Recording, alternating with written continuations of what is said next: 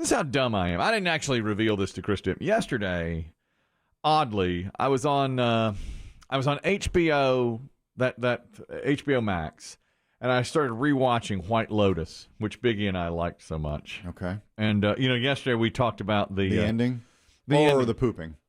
Yeah, and that's very close to the end, by the way. So the scene where one character, a main character, has to defecate into a suitcase. Chris Demm said, "Yeah, you talk all around it. You sound like some sort of idiot when you talk about." I can't say. I don't like that word. You sound like a TV anchor dancing around adult topics. I don't like that word. I don't like poop, and I just don't like scatological. I was trained. I'm a professionally trained DJ. All right. Yeah. And I was trained. You had a veteran told you to put a pencil in your mouth. He did. That's right. That's right. He said, "Put a pencil in your mouth sideways to enunciate your words." No one, before or since, has done that. No. You have not. I was the last. Didn't he check into rehab shortly after that? He did. And Kelly, we've seen generations of young radio talent come through. There's young generations in this building right now. Yeah. What have you said to them? Nothing. You never said cram a pen in your mouth. I never really talked to them, but that's right. But one of my many mentors said, put a pen in your mouth sideways and read the newspaper, and paragraph after paragraph. It'll improve your diction. To improve your diction. Yes. So I'm a trained. We think Biggie and I are convinced that he then walked back into the bullpen where the other DJs were smoking and collected a $20 bill from big time. Is that what's going on behind me? Is that what you are saying? I bet I can tell that kid to put a pencil in his mouth and read the paper. Yeah, right. No one will fall for that. I mean, he's country stupid, but he's not that stupid. That old gag. Yeah, that same mentor told me nothing scatological. No body functions. That was one of the big rules. So I get nervous. I pucker when we talk about defecation, sexual climax. I was going to say, yeah, that really bothers me. That's the one you don't know what to say. Yeah, you just dance around it. Oh, sexual climax is the worst, especially when y'all talk. Like a 50s housewife. And frankly, that sounds worse than using slang when you have to say sexual climax. It does. It distances you just so much from the event. Well, it's the worst, but like when it takes you so out of it. You came to a sexual climax. Especially unreleased sexually. You sound like you're at a trial. Sexual climax is the one that throws me for the biggest loop. Several others, though. Gas, passing gas. Oh, you don't like the F word and not the big one we're talking about. Right. Well, I like the big F word. I don't like the little F word. I mean, the smallest of F words, which people just use around you. Willy-nilly. That's almost PG now. Oh, barely PG. G, really. Yeah. That's just part of the lexicon. So I was watching White Lotus. I started again, and I watched the first episode and fell asleep. I was on the couch. Okay. And when I popped up, it said, "You might like," and then it had all these movies listed. And one of them was Mississippi Burning. You remember that movie? This is the late 80s. I do remember that movie. Tremendous movie. I've seen it a few times. It's civil rights killing in Mississippi in the mid 60s. True story. And a couple of FBI agents played by Willem Dafoe and Gene Hackman go there. Great movie. Have you ever seen it? No, I don't think so. Oh, you'd really like it. It's Okay. on HBO Max. Now it's a great movie. It's heavy. Very. Yeah, it's not a fun watch. Now it's called Mississippi Burning. Okay. And I am about halfway through it. My wife's out. She's gone to pick up our daughter from school. So she's gone. Anytime I start a movie, she's like, "No, I'm not watching this." She doesn't want to see it. But I was watching about half of it. And I got halfway into it, kind of zoning, And let me tell you the question I asked myself. And I started Googling it. Because they were going around, like a lot of the barns and houses were being burned and that kind of stuff. It was just awful. And I thought, I bet it was really like this in the mid 60s in the Deep South. And then I thought, I wonder where this movie is set. What state? And so I started Googling. Okay, the movie is called Mississippi Burning.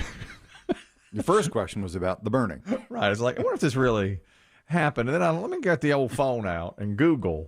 Where was it set? Where is this movie set? Oh, boy. And about into my Google search, like, where is Mississippi Burning? And then I thought, oh, no, I've just answered my own question. I know where it's set. How big of a lapse? I started worrying about myself. I said, how big of a lapse is this? I'm going to give you a little because maybe you were still kind of sleepy. Maybe, but I was about an hour in. I mean, it had been a while. I had my nap, and I thought, man, I have just Whew, that is Yeah. really, really bad. Yeah. I'm starting to lose it a little bit over here. That's what I'm thinking. It's bad. Also, I wanted to say that we've got Chris Demm came up with this, and I think it's great for the person who is watching this show today and not listening to it. We mentioned the Charlie Watts death a moment ago, and we have 2 huge rock and roll stories today. That's one by far. That's the biggest story. Charlie Watts, the drummer, longtime drummer of the Rolling Stones, passes away. Secondly, there's a story today that I'm shocked by it. The Nevermind album by Nirvana. Huge deal. 30 years old. The album is turning 30 this year.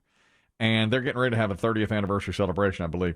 You know the album cover has a little kid on it. The baby underwater. At the time he's 4 months old. This is an iconic album cover. He's naked, and, he's swimming toward a fish hook with a $100 bill on it, I believe, or a dollar bill. Anyway, he's naked, and I've always seen him sort of embrace this. As he grew up, it's like, where are they now? You see him at age 20 and 18. Yeah. Well, he's 30 now. He's 30, and he has a Nevermind tattoo, and he has signed posters and stuff like that of the album.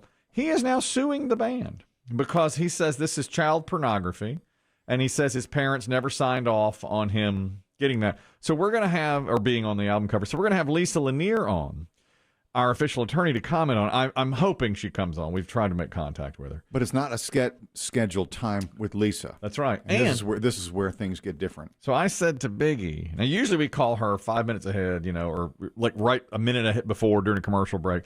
But this time, Because she knows to be ready on certain days. that's correct. But this time, we're going to combine the 2 big rock and roll stories. We got the Charlie Watts, and we have the Nevermind, the Nirvana story. So we don't know exactly how long we're going to be chatting about Charlie Watts. Who knows what Dave's going to say? I don't think a lot. Yeah. He may extend it. You don't know. He may. Although Dave is a drummer. Yeah. That's his background. That's true. Exactly. He may take it off in some direction, and I'll be wondering, why are you saying this, Dave? But Or we'll answer everything, and then he'll double back and go, what year did he join the Stones?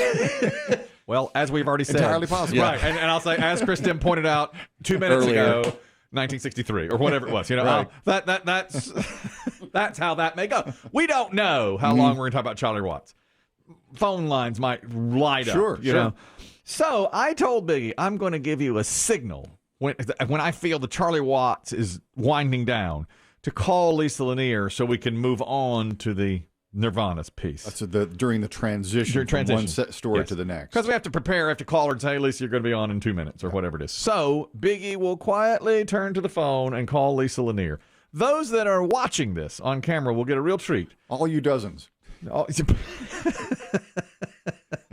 Those of you watching are really going to... Don't minimize your screen. We know you're doing that. Yep. I know you're doing that. Do not minimize your screen on this one. Because, Not in about an hour. I mean, about 1 hour from now, we're going to transition from Charlie Watts into the Nirvana story. 2 biggest stories of the day. And Chris Demm has suggested that I just simply turn to Biggie Wordlessly. and point my finger down in a baby dong motion Yeah. to go into the Yeah. That will be the signal. That's the signal. So if you're listening now and you're A little listening, underwater baby doll. that's it. And if you're listening now, then an hour from now, you'll know it. That's it. Okay. So when I do that to Biggie, That's code for Lisa. that's right. I don't know if I should tell her or not. Right. She may not be as flattered. Sometimes I'll do an L with my thumb and forefinger, but Biggie takes offense to that. He's like, what do you mean? Loser. That's what it means, loser. I mean, for me, it says Lisa. But this time we're doing baby dong, and I'll shake it around a little bit, and then Chris Demm, it's Chris Demm's suggestion, I think a good one. Thank you. That's how we're handling I always it. forget these cameras are in here now. And I'll be trying to get like your attention, Chris Kelly, and I'm sure that's a scene because you won't. It takes. I'm in here waving my arms. Right. I'm mouthing cuss words. Yeah. Trying to get in. And then I look up and I'm like, oh, they're seeing all this. I forget. That's right. That's how it goes. That's just how it is. So today, you'll know in an hour from now, we're going to transition from Charlie Watts into Nirvana, and we're going to do that in between the hand gesture.